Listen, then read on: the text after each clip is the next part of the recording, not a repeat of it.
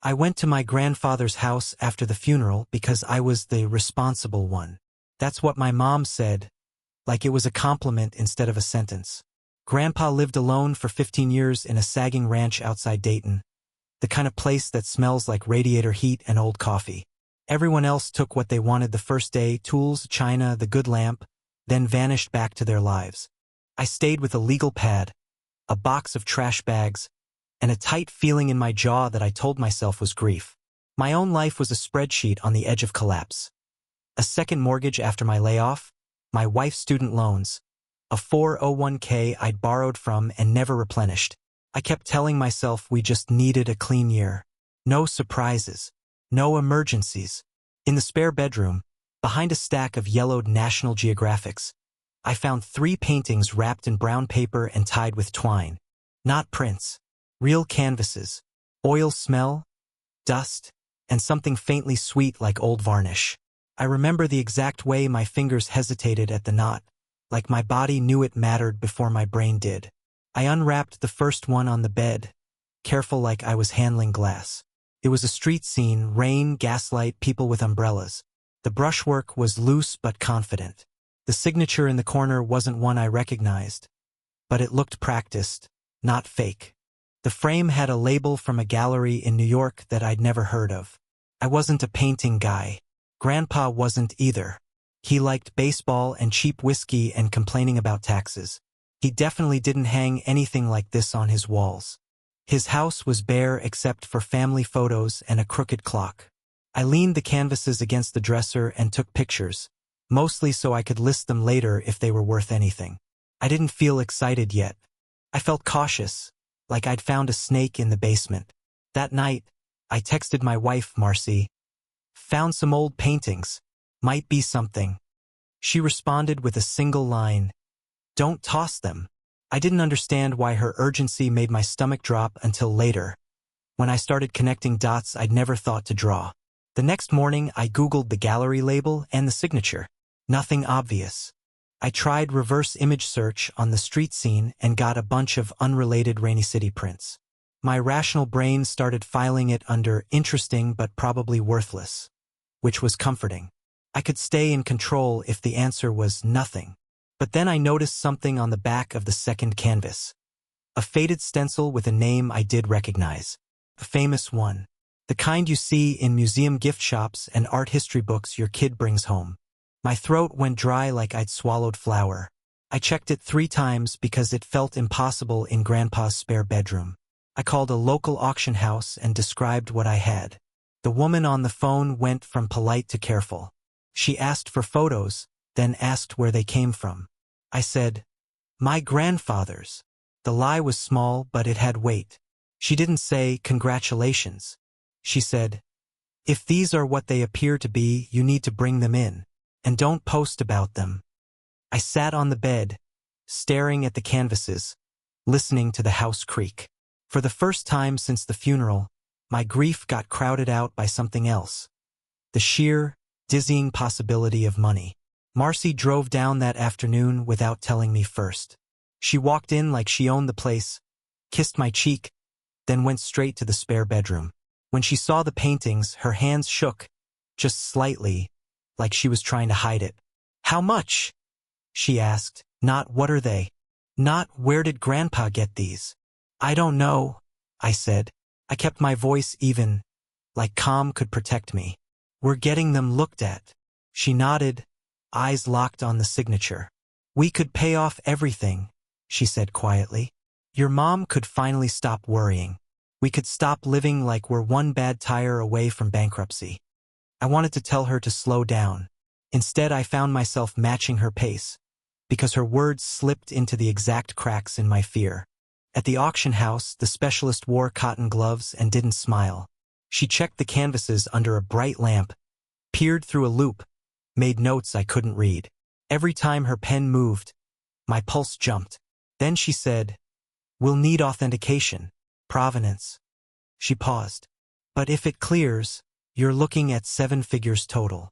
Marcy's inhale sounded like pain. Mine sounded like relief, and that scared me.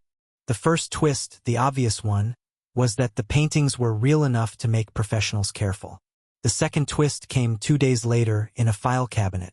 I was sorting Grandpa's paperwork, insurance, old tax returns, when I found a manila envelope labeled in his blocky handwriting, "Do not." Inside were loan documents, not small ones, private lender, interest rates that made my eyes sting, and a notice of default from 3 years ago. Grandpa had been drowning quietly, which meant all his stubborn talk about living within your means was theater. There was also a handwritten ledger. Dates, amounts, initials. Some of the entries matched cash withdrawals from his bank statements. He'd been moving money in a way that wasn't normal for a retired factory worker. I called my mom and asked if she knew Grandpa had loans. She went silent, then said, "He said he was fine." Her voice had that brittle edge people get when they've believed something too long. When I told Marcy about the loans, she said, "All the more reason to sell. The estate will eat itself alive if we don't." That sounded practical. It also sounded like permission. I started telling myself I wasn't taking anything. I was saving what was left. The auction house connected us with an authenticator and a lawyer who specialized in estates. Fees up front. Real money. I hesitated, but Marcy moved it from our checking account without asking, like it was obvious. We were already bleeding. What was another cut? While the authentication process started, my Uncle Ray showed up at the house unexpectedly. Ray is the type who always knows what something should be worth because he watched a video about it. He wandered through rooms and made comments about estate sales and getting his share. In the spare bedroom doorway, he stopped too long. His eyes flicked to the bed where the canvases had been, but I'd already moved them to a locked closet. He didn't say anything. He just nodded like he'd confirmed something. After he left, I found the file cabinet drawer slightly open. The do not envelope shifted. My mouth went dry again. I told myself it could have been me. I told myself Ray was too careless to be subtle. That night Marcy said, "We shouldn't tell anyone until it's sold." She said it like strategy. I heard it like shame. But I agreed anyway because secrecy felt like control. The third twist arrived as an email from the lawyer. Grandpa's will had a codicil I'd never seen. It wasn't in the folder with the rest of the documents. It had been filed separately at a local office. The codicil named my Uncle Ray as executor in the event of significant assets. It also included a sentence that made my stomach drop. Any artwork stored on premises is to be returned to its rightful owner per prior agreement. There was no agreement attached. No name, no date, just that sentence like a hook in the page. I showed Marcy and watched her face tighten. "That could mean anything," she said. "He probably meant family stuff. Maybe he promised your mom a painting." But the sentence didn't sound like family. It sounded like a warning to himself. I called Ray and asked if he knew about the codicil. He laughed, a short bark. "He finally did something right," he said. "You found something, didn't you?" My throat closed. "No," I said too fast. Ray didn't push. He just said, "I'll be down this weekend. We'll go through everything together." Then he hung up. I stared at my phone, feeling my heart beat in my fingertips, and realized we weren't racing the market. We were racing my own family. Marcy's plan shifted overnight from sell and fix our life to sell before Ray gets here. She didn't say it like greed. She said it like self-defense. The authenticator confirmed 2 of the paintings were consistent with the artist's known work. Pigments, canvas age, style.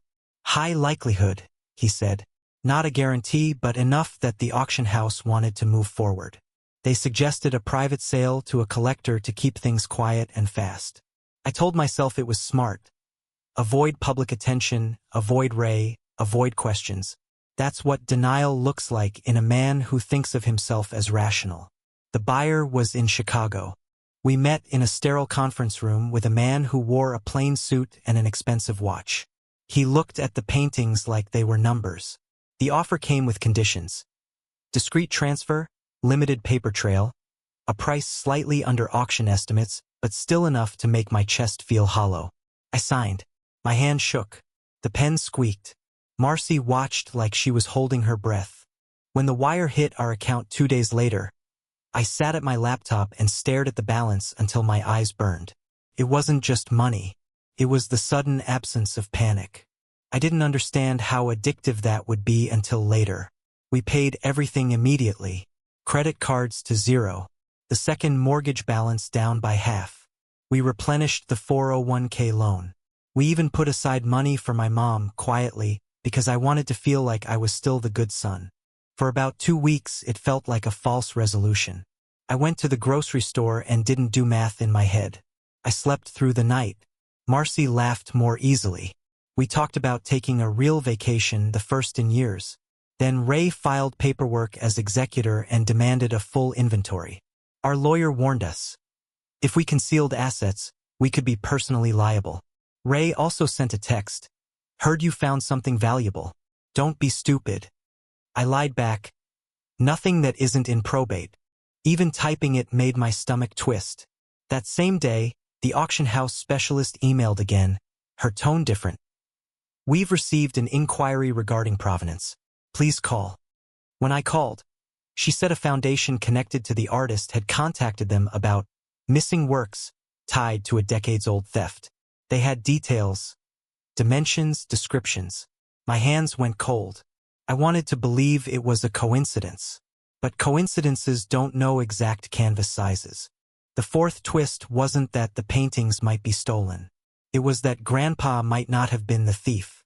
Going back through his ledger with fresh eyes, I noticed the initials. R.R. appeared repeatedly next to large cash amounts. Ray's initials are R. My chest tightened in a slow, sick way. Grandpa's default notice lined up with the largest entries. It looked less like Grandpa was hiding money and more like he was paying someone. I confronted Ray on the phone. He laughed again, but this time there was anger under it. Dad owed me, he said. I kept that house afloat. I kept him in his chair when he couldn't walk. You drained him, I said, and my voice finally cracked. Ray went quiet, then said, if you sold paintings, you're in deeper than you think. Those aren't yours. Those aren't mine. Those are problems. That word, problems, hit harder than any threat. I felt sweat under my arms, cold and sticky. Marcy listened from the kitchen doorway, her arms crossed tight. When I hung up, she said, we already sold them. They can't unsell. She said it like logic. I heard it like a confession. She wasn't scared of the ethics. She was scared of losing the feeling of being safe. The foundation's lawyer contacted us formally. Not aggressive, not dramatic. Clinical. They requested information about the sale and warned that the works were allegedly taken from a European collection during the chaos after World War II and later resurfaced in the U.S. through private channels. I felt stupid for how quickly I jumped from Grandpa's house to our money. Provenance wasn't an art world detail. It was a chain of ownership with teeth. Our lawyer told us the collector could sue to recover funds, the foundation could pursue restitution, and the IRS would want its cut either way. He said, you may have to return the money, like he was talking about a mistaken deposit. Marcy kept saying, but we used it. She said it like the bank should understand we'd already spent it on life. That night she admitted something else. She'd moved a chunk of the money into a separate account just in case. She hadn't told me because she didn't want me to panic. I stared at her, feeling a slow burn behind my ribs. The hidden account wasn't just a precaution. It meant she'd been planning for betrayal as a normal part of our marriage. I didn't know whether to admire it or hate it. Ray showed up at our house uninvited. He walked through our living room like he was measuring it. When he saw the new couch Marcy had insisted we buy, he smirked. Nice, he said. Must be nice. I told him about the foundation, expecting him to look worried. Instead he looked relieved, like the universe had finally pulled the pin he'd been waiting on. You think Dad just found those? Ray said. He didn't. A guy offered them years ago. Cash deal. Dad said no. Then he said yes after your aunt's cancer bills. I handled the pickup. I handled the storage. My mouth went dry. You were the one? Ray shrugged. I was the one who got it done. Dad couldn't even carry a 5-gallon bucket by then. I felt anger rise, hot and sharp, then crash into guilt. We'd all been bleeding money. My aunt's bills, Grandpa's loans, my own debt. Every decision was a smaller disaster trying to outrun a bigger one. Ray leaned in and lowered his voice. If you want to survive this, you tell them you found them and you sold them without knowing. You don't mention me. You don't mention Dad's codicil. You play dumb. He looked at Marcy. And you keep your mouth shut. After he left, Marcy said, very softly, he's not wrong. That was the moment I realized I wasn't married to a moral compass. I was married to a survivor. I tried to do what Ray suggested. I told our lawyer we'd cooperate, that we'd been ignorant. We provided documents that made us look like naive heirs, not eager sellers. It was half true, which is the most dangerous kind of lie because it feels usable. The collector demanded reimbursement. The foundation pushed for restitution. Our lawyer said settlement was possible if we moved quickly and didn't antagonize anyone. For a brief stretch, it seemed like we could pay back a large portion, keep some, and walk away bruised but intact. That was the second false calm, the one that made me exhale. Then the IRS letter arrived. Not just about capital gains. About suspicious transaction patterns. About reporting thresholds. The wire transfers. The just-in-case account Marcy had opened. The cash we'd pulled to pay off debts fast. It looked, on paper, like laundering. My hands shook so hard I couldn't hold the letter steady. Marcy read it and went pale, but her voice stayed controlled. We'll get an accountant, she said. We'll handle it. Handle it. The phrase people use when the thing they're handling can crush them. That night, when I couldn't sleep, I went into Marcy's desk drawer and found a folder I'd never seen. Inside were printed emails between Marcy and a consultant she'd contacted before the sale. Someone who coached her on private sales, discrete transfers, and minimizing exposure. She'd started those emails the day I first texted her about the paintings. I sat on the floor, back against the cabinet, feeling something in me crack quietly. She hadn't just reacted. She'd mobilized. I confronted her the next morning. I didn't yell. Couldn't. My voice came out flat, like all the emotion had drained into my hands, which wouldn't stop trembling. You planned this, I said. Marcy's eyes flicked away, then back. I planned for reality, she said. You would have tried to do the right thing and we would have ended up broke anyway. Instead, we might end up broke and criminal, I said. She swallowed. Her throat moved like it hurt. I did it for us, she said, and I believed she believed that. The anger finally came. Not explosive but steady, like heat under a door. You did it for you, I said. You didn't even trust me with the truth. She looked at the floor and said, because you would have stopped it. The guilt hit right after, the way it does when you realize stopping it would have meant going back to the life where the lights were always one late payment away from shutting off. Part of me hated her. Part of me understood her. That contradiction made me nauseous. We paid lawyers, accountants, consultants. Money bled out again, faster than it came in. The foundation wanted the paintings. The collector wanted cash. The IRS wanted explanations. Every conversation had a price tag. Ray stopped answering calls. My mom cried when she learned the money I'd given her might be clawed back. I felt relief when I was alone, then guilt for feeling it. In the end, there was no clean ending, just paperwork and consequences. We settled with the collector by refinancing again, which felt like rewinding my life to a worse version of before. The foundation got what they wanted through a negotiated agreement I barely understood. The IRS didn't arrest anyone, but the penalties and attorney fees were their own kind of sentence. Marcy and I didn't divorce right away. We couldn't afford two households. We lived side by side like co-workers after a bad merger, polite, careful, exhausted. Some nights she would touch my arm in bed like she wanted comfort. I'd lie still, torn between wanting to believe in her and knowing exactly how quickly she could move money without me noticing. I keep thinking about Grandpa's house, that spare bedroom smell of dust and varnish. I keep thinking about the codicil sentence, returned to its rightful owner, and how Grandpa wrote it like he was trying to clean up something he'd already agreed to be dirty about. I used to picture him as stubborn but honest. Now I picture him counting cash at his kitchen table, hands shaking, telling himself it was temporary. Sometimes, when I open a drawer and see an old envelope, my mouth goes dry all over again. I'll stare at the paper edge and remember how the paintings felt under brown wrapping. Heavy, quiet, expensive, and how fast my life rearranged itself around them. The strangest part is this. I still catch myself doing the math, imagining what we would have kept if I'd sold differently, hid more, trusted less. It's not the money that haunts me. It's how natural it felt in the moment to become someone who could take it.